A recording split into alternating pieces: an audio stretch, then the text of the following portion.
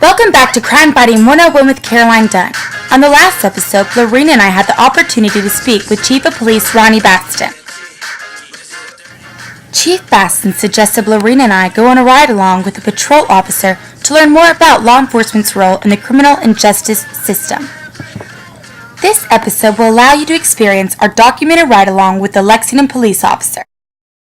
Lorena and I arrived at the Lexington Police Headquarters at 4 p.m. for roll call. Patrol officers attend roll call before every shift. During roll call, the lieutenant takes attendance, discusses recent crimes, missing persons or vehicles, and other pertinent information for the patrol officer's shift. After roll call, Lorena and I got into Officer Shepard's cruiser and learned about the different kinds of equipment police officers use while patrolling. This is our MDC. This is where we get our calls. They're dispatched to us. They come onto here. It has jail images. It has our traffic reports. This is where we run license plates. And it's also where we do our reports. We can message each other. This would be the radio right here. It connects us to dispatch. Of course, we use this.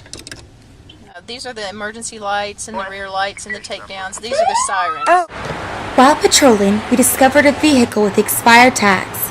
Officer Shepard pulled the car over, wrote a report, and cited the driver for a traffic violation.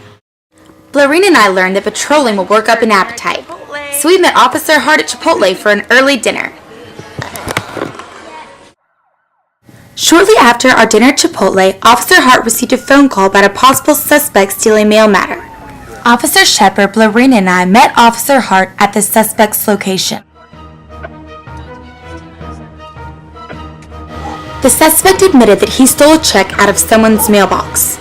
Now that we've arrested our suspect that is admitted to committing a Class D felony of receiving stolen mail matter, we will take him to the Fayette County Detention Center. When patrol officers make an arrest, they must enter the detention center through the sally port. Officers must leave their ammunition, baton, and taser in the sally port before they can enter the detention center. Officers will usually leave their weapons in the trunk of their cruiser or in the provided lockers in the sally port. An eye wash station is available in the sally port for suspects that have been pepper sprayed. Suspects are taken to a holding cell while the officer reports their arrest in the booking room. Within the booking room, there's a fingerprint station, a DUI room with breathalyzers, and a holding cell. After the officer books in the police report, the suspect is frisked and incarcerated.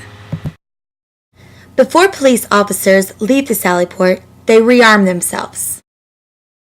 After booking the suspect into the detention center, we had to book the report and evidence in the property and evidence room located at the Division of Police. Those are all the steps patrol officers take when they arrest someone.